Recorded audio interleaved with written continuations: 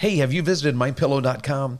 Bethany and I have recently tried their pillows and really, really love them, but we've also discovered they have a plethora of other products as well. Yes, they do. And one of our favorites is The sheets. the sheets. We Yes, love those. we do love the sheets. They're very soft. And ladies, I know that a generous cut of a sheet is very important, because if you're like us, we have a rather thick mattress and we want that bottom sheet to stay tucked in, and then we want the top sheet to be enough for both of us to not fight over it in the middle of the night. So the sheets are phenomenal. You should go to My Pillow and type in the promo code YOUNG, YOUNG, and see what gifts may be available to you today. And while you're there, check out their clothing, their slippers, check out their mattress toppers, and all kinds of other things. Even check out their clearance page.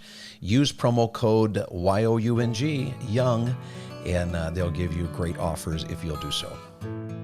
Hey, everybody. Welcome to Keeping It Young podcast, conversations about marriage, family, and ministry life. I'm Dave. And I'm Bethlie. And we are the Youngs. Welcome. Hey, thank you so much for joining us as we have actually just come to the end of June, and here we are in July. Happy Independence Day. Can you believe it? This year is floating right along. We're halfway through the year. It is flying. Over halfway. You know what? Summertime does that, though. It does. It just creeps up on us, and next thing you know, it's gone, and don't even want to use that word, school starting again.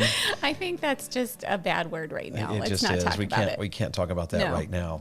I hope you've enjoyed our singles episodes, as we covered so many topics there, and interestingly enough, we probably got more questions and generated more response with the single episodes than all the others combined. Absolutely. And it was just a really fun answering a lot of questions and getting a lot of different feedback. We got some very good questions, and we also got some very good feedback. It was just very interesting. I loved reading what the singles had to say, and I loved all the encouragement too. I had several that reached out to me and said, I'm sharing this with all of my friends. I think it's phenomenal. Thank you so much. And so thank you for your encouragement. Yeah, and we were just talking to our producer today, and we're even going to make a few adjustments on our website, in the sense that sometimes we list all of our podcasts in terms of generalities. Yes. Like, advice for singles, and we had parts, 1, 2, 3, 4, 5, 6, 7.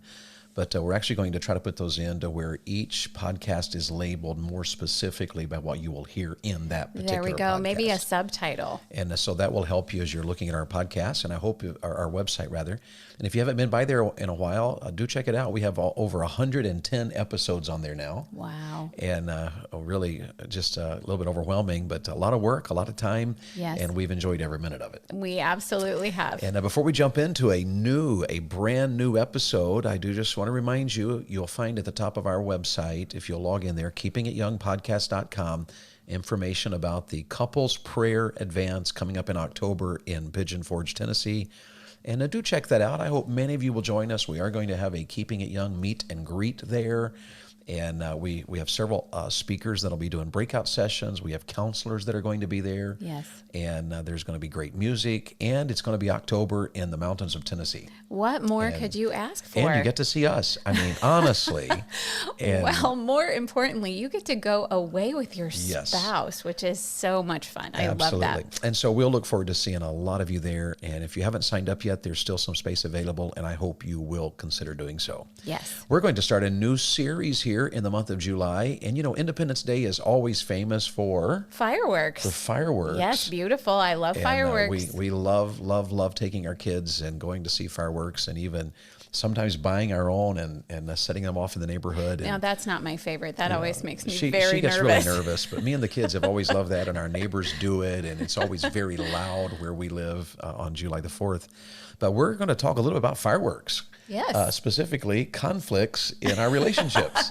So not the fireworks that give you all that wonderful tingly feelings of romance, just the loud boom, boom noise that can sometimes be irritating. These kind of fireworks we're talking about may not have any beautiful colors at all. Is that what we're saying? That's what we're saying right here. Oh. And yet we've discovered this. You know this. Conflict is essential to relationships, or not essential. Conflicts are normal to relationships. There we go. Yes, it's normal. Oh, wow. We are recording in Kings Mountain, North Carolina, and we're on location, I guess you could say. We are with Emmanuel Baptist Church this week. And that was a semi-truck that just drove by our recording Airbnb here. But that was a semi. So if there is some background noise, it's because we're not tucked into our little office at home. So here we are. And that was an exciting sound, kind of caught us off guard. Yes, but the family conference is going well. And sorry to say, by the time you hear this recording, you won't be able to come. But Kings Mountain, North Carolina has a great church. That's absolutely right. So let's just jump in here. We're going to talk about here in these next couple of weeks about conflict resolution as it relates to husbands and wives. Yes. And then later we're going to talk a little bit about conflict resolution as it relates to parents and children. And there are several directions we're going to go there. We're going to talk about when you have little ones, when you have teenagers, when you have blended. There we go. And we're also going to talk a little about your adult children that still live in the home. We had a question about that during the singles series about how do you resolve conflict as an adult with your parents. And that is a great question. Yes, it is. And a very important one. But we're going to get started today talking about husbands and wives and conflict resolution in the home. Dr. Gary Chapman said, conflicts are not a sign that you married the wrong person. They simply affirm you are human. Yes. And he's right about that. I did some research. I was just looking for, quotes about conflicts and things of that sort. And I found some that were quite interesting. One meme said, I told my wife that she should embrace her mistakes, and she hugged me. Oh, no. Oh, that's not good. Groucho Marx said, or Mox, if you're saying it in a British accent. Marriage is a wonderful institution, he said, but who wants to live in an institution? Oh, dear. And that one made me chuckle a little bit. One of my favorites, too, was Billy Graham's wife, Ruth, was once asked, did you ever consider divorce? And she said, never did I consider divorce. Murder a couple of times, but never divorce. And I thought that one was a good one. And then here was a couple of others. Husbands are best to tell your secrets to. They will never tell because they weren't even listening. Oh, dear. And I don't know if that's totally true, is it? Well, sometimes you feel like your husband's not listening. There you go. And this one made me chuckle as well. When my wife gets a little upset, sometimes a simple calm down in a soothing voice is all it takes to get her a lot upset. Probably not the best conflict resolution right there. Probably not. Now, here's a question for you to consider. How do you resolve conflicts in your marriage? You that are listening, that are married. Our culture is so busy that often we ignore conflicts. Right, avoid them. We avoid conflicts in the sense that they're there, but we just don't resolve them. Right. We ignore them. And sometimes, it's true that if you wait long enough, if you give it enough time, a day or two or a few hours or a couple of years. Oh, dear. Yeah. The conflict kind of fades away into the background. But God's word, I believe, is very clear and teaches us that in a marriage, we work through all of these issues. We grow together. God teaches that we're to mature. He calls it sanctification. We call that theologically sanctification, where we are growing. And God doesn't take away the effects of living in this sin-cursed world. Right. We still have issues. We still struggle. Sometimes I'm wrong. Sometimes Bethlie's wrong. Sometimes we're both wrong. We see things differently. There's just any number of conflicts that comes to a marriage. So how do you resolve them is a valid question. It is, and avoiding them is not a good idea. Sometimes we as wives, especially because we tend to be more verbal in the relationship, we think to ourselves, okay, this is a problem. We need to meet this head on. And then we run into it full steam, and then we cause more of a conflict because we're not trying to resolve it biblically. Sure, and one of the things to remember, too, is that the goal is not to avoid conflict. We'll say this in later episodes, so you'll hear this more than once. The goal is not to avoid conflict. Our goal is to learn how to handle conflicts in a healthy way. Yes. That is so important to understand. So how do you handle conflicts in a healthy way? Well, one of the things that we can learn is that we have to begin by identifying the conflict. Is this one of those things where the problem is not the problem? I suppose that's true. Sometimes. Well, if you don't learn how to if you don't learn how to identify the conflict properly, then the thing is that it compounds. True. And compound interest is great in marriage, or rather in investments, in Yes. banking, in finances. Right. Compounding a conflict is always detrimental and dangerous to a marriage relationship. Yes. And so we see the source differently. When you're identifying the conflict, chances are you will see the source differently as a man and a woman. Have we ever experienced that? Yes, we have. There have been many times where we maybe are disagreeing about something, and I will see the problem one way and I will express it. And even before I'm done speaking, sometimes David is just shaking his head like, no, that is not the problem at all. That is not what happened. That is not what happened. And that's not what we need to talk about. What we need to talk about is this over here. And then when he's expressing his view of the difficulty, in my heart, I'm thinking, what in the world? That's not at all what the problem is. Someone recently recommended a book. I saw it actually on Facebook, and I'd never heard of the book, never heard of the authors, but it's called The Top 10 Ways to Drive Your Wife Crazy, and in small print, How to Avoid Them. And so I ordered a copy of this book, and let me just read you just an excerpt. And Bethlie, I don't think you didn't read this. I haven't read it yet, no. So I was kind of curious to just surprise you with it. And he talks about, this little section is entitled, What's the Real Issue Here? He said, let's go back to the major conflict that flared up between the two of us over something that as insignificant as a hubcap. And he tells this story about how his wife, in fact, let me just recall the facts. I had gone out of town to speak at a weekend conference. My wife was on her way back home with a van after speaking at a women's conference in Iowa. So now get this picture. He's away from home. Okay. Somebody else has the kids. A babysitter has the kids because while he's away speaking in one place, she went to another place by herself to speak, and she drove there. Yes. Okay. This has happened in our marriage. Go ahead. It has. So as she drove home, she had a blowout on a dark and secluded road in the middle of nowhere in northern Illinois. Fortunately, she managed to get help, and after quite an ordeal, she did make it home safely somewhere around midnight. Okay.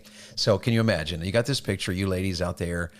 Here you are traveling by yourself in a place where you do not live and you do not know anybody, and you have a tire that goes flat on the side of the road, and there you are stuck. Okay. This has actually happened to me too. And it Go ahead. So when I returned home, he says, and happened to look in the garage, I noticed that the hubcap was missing on the van. I had no idea the storm that would erupt by my question. The question I asked my wife after I got home and looked in the garage is, where is the hubcap? So that was his first question? That was his question. Where's the hubcap? Okay. Now, he says this. My wife was very angry and hurt that I would even think to question her about the location of the hubcap. I, on the other hand, merely wanted to know if she had looked around for the hubcap while she sat on the side of the road for an hour waiting for the tow truck. Look around for the hubcap, she stated with a rising fury. You think I'm going to get out of the car in the middle of nowhere in the rain on a dark, empty highway with no flashlight in my dress clothes and backtrack along the road to look for a stupid lost hubcap? The reality and powerful emotion of her trauma was having a head-on collision with the logic of my sense of responsibility to care for the automobile. As a further backdrop and for my reasoning, I had just recently replaced another lost hubcap on her van that cost us $85. I didn't want to think about the cost of another new hubcap on top of the cost of a new tire and having the automobile towed, and they had it towed all the way to their home. Oh, wow. Just to help her. To put it mildly, that was a true blue, state-of-the-art, bona fide major argument between two people who think they understood each other after 20 years of negotiating a warm and healthy relationship. And so he takes it apart. This is interesting. Why was my wife so upset at my question about the hubcap? And why was I so driven to understand why this had happened and what it was going to cost to fix the problem? For my wife, she had been through a dangerous trauma which she had faced alone in a state of exhaustion in the dark along a lonely highway in the middle of nowhere. What she needed from me was tenderness, care, concern, and empathy for the horrible experience she had gone through. My question communicated to her that I didn't care about what had happened to her. I only cared about the automobile. Is she right, my love? Is she right? Is she right? I think he wrote that out correctly. Absolutely. Because that is what she was looking for. That's exactly right. Yes. And as far as she was concerned, the car was of greater value than she was. Of course, in my way of thinking, nothing could be further from the truth. She was obviously home safe and sound, so everything was okay. To me, the problem was there's a hubcap missing. So in my way of thinking, Donna was fixed, but the car was still broken. Right. And I can see where he would think that problem is already solved. You're already here. Where's my hubcap? And I love this. He says, no matter how logical I tried to approach the situation, I put a serious breach in our relationship by lacking sensitivity to her needs. I just love that illustration. Number one, because we've experienced that. Not quite to that extent. I've never asked what happened to the hubcap. No. I don't think, have I? No, you didn't. And you were very concerned for my safety. And yet we've been there and faced that kind of a situation. And it's just interesting to me. Here is a book being written by two people that love the Lord and have a wonderful ministry and love each other. There's no doubt they love each other. Yes, he said 20 years of a healthy marriage. And yet he really blew it there. Does this encourage everyone out there? That was the whole point of my even reading that. We have to identify the conflict. And what's interesting to me is as he thought through that, he realized that, number one, the conflict was he made his wife feel that the car was more important than she was. Right. And he was simply and merely thinking, you know what? You're okay, but we still got to deal with the hubcap. Right. And so we've got to identify it. Sometimes we have to look at the conflict as, there's personal failures. What's wrong with me? What have I blown it? And in that illustration, he recognized this is where I failed. Yes. And hopefully, yes. Hopefully he also realized that, this is what I'm going to do differently next time, because if I don't realize the personal failure, and you know what, sometimes as we counsel couples and get familiar with couples and learn about couples, the fact of the matter is, many times couples ignore the personal failure in their life.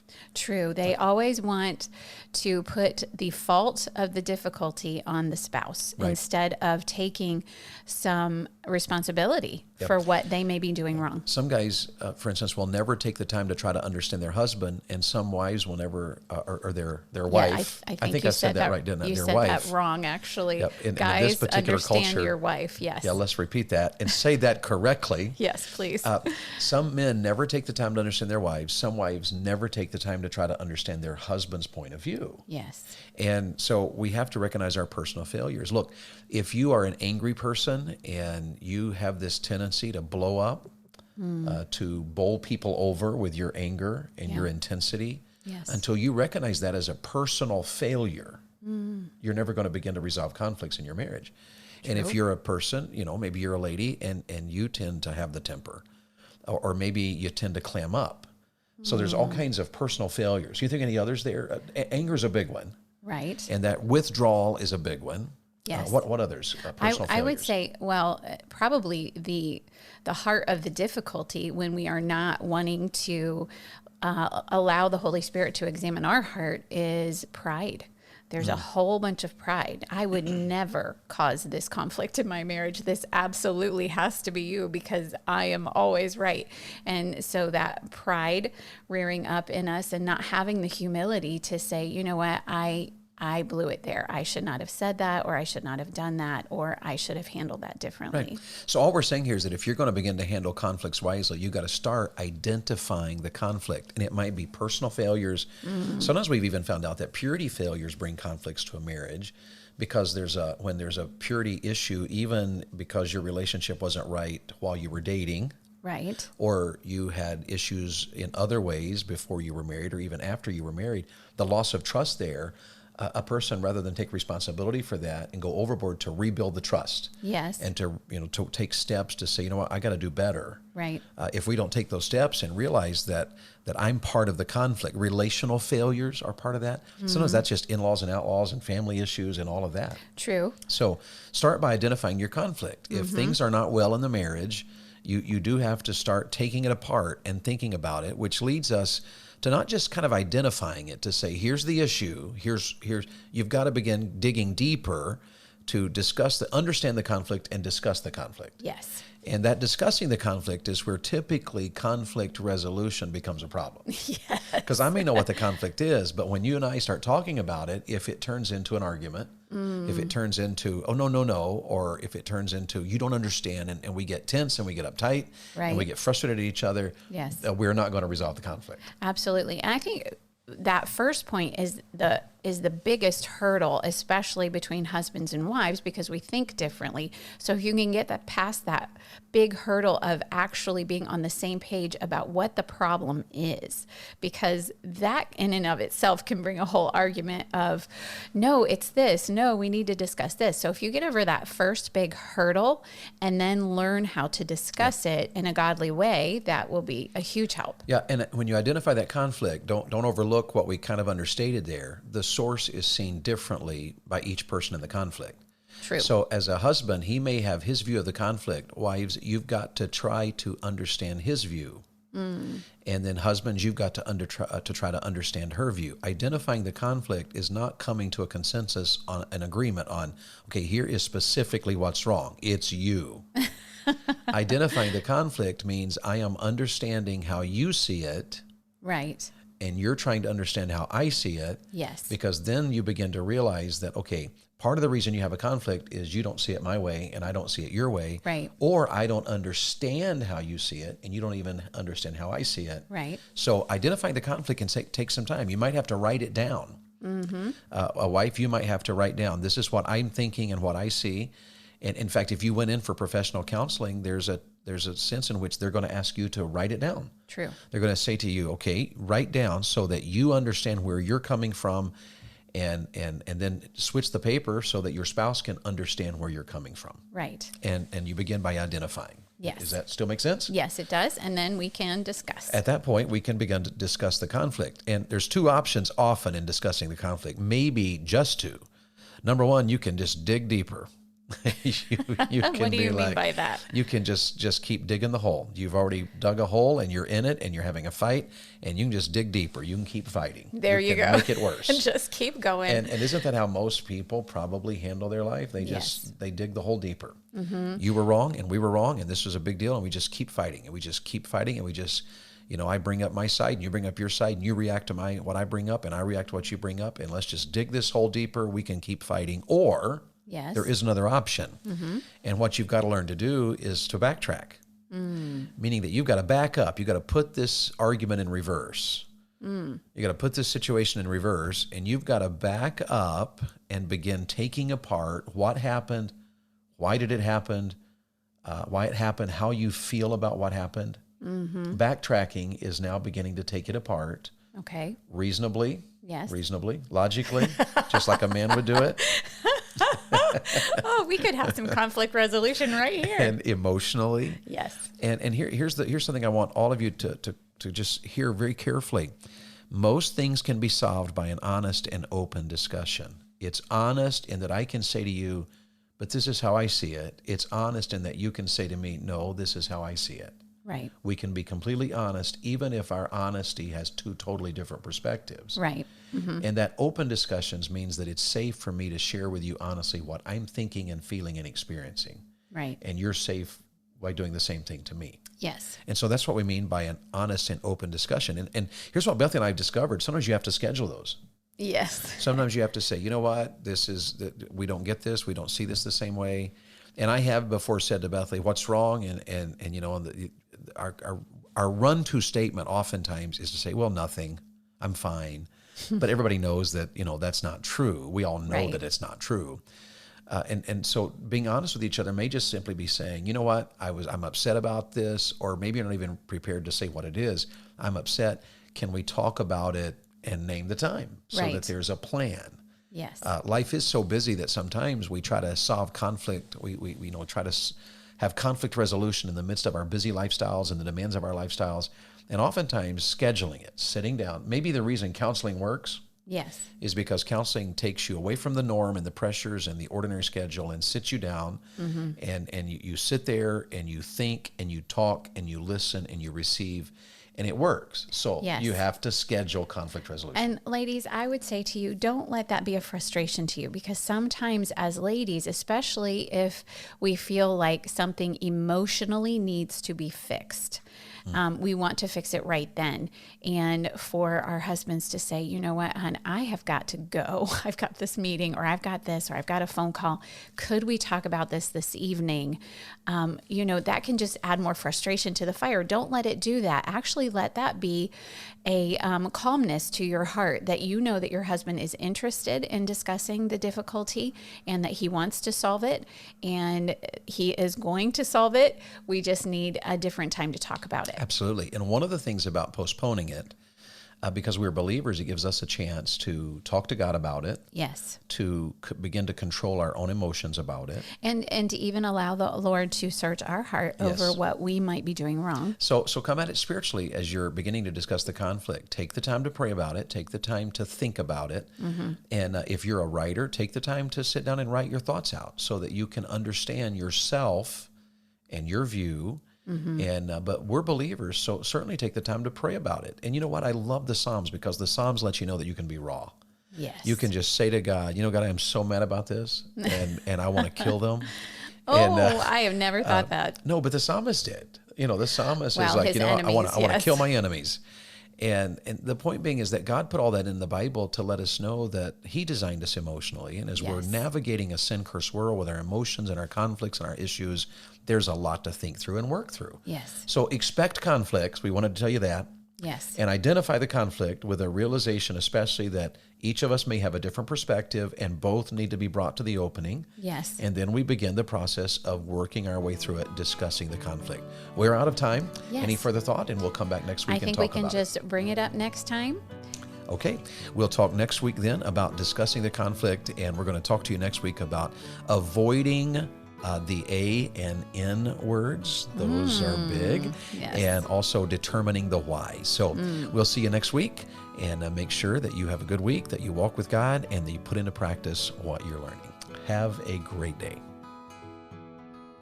The Keeping It Young podcast is a Bax 5 Media production.